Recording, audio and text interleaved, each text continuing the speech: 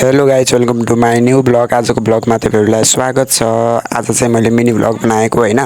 यो मिनी ब्लगमा तपाईँहरूलाई एकदमै स्वागत छ। मन परे यसो लाइक कमेन्ट सेयर पनि गर्न नभुल्नु होला होइन। ल भिडियो सुरु गरेँ मैले चाहिँ। भिडियो चाहिँ मैले सुरु गरिसकेको छु होइन। हल्का रमाइलो। आज चाहिँ सङ्क्रान्ति, सबैलाई शुभकामना। सङ्क्रान्ति भएर चाहिँ हामीले गाई बस्तु भाउलाई पनि यसो हेर्नै पर्यो। अनि त्यसको लागि चाहिँ हामी घाँस काट्न हिँडेको। घाँस काट्न चाहिँ भाउजू, दिदी अनि म र भान्जी पनि गएको के। म र भान्जी चाहिँ हल्का भिडियोहरू बनाउनको लागि, भ्लगहरू बनाउनको लागि गएको। यसो घुम्नको लागि भान्जी मानेको थिएनन् होइन। त्यसपछि हामी सबै गयौँ। भान्जीलाई मैले बोकेँ होइन। बोकेको फेरि मान्दै मानिनै एक किसिममा झरिन्। अनि त्यसपछि मैले चाहिँ सर र फेरि भ्यू देखाएँ होइन।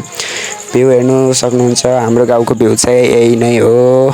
के गर्ने, हाम्रो गाउँ यस्तै छ, राम्रो पनि छ अनि अलिकति अविकसित जस्तो पनि देखिन्छ। ठिक छ, त्यही पनि केही भएन। अनि यो चाहिँ हाम्रो गाउँकै एउटा कार्यालय हो।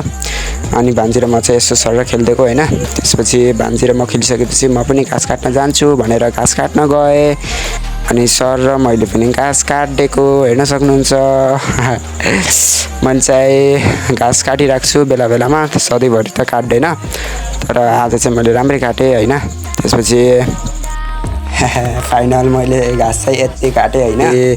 भान्जीले नमानेर यताउति चकचक चुकचुक गरेर भान्जी र म चाहिँ सट्ट लाएर फर्केर घरतिर आउँछौँ होइन।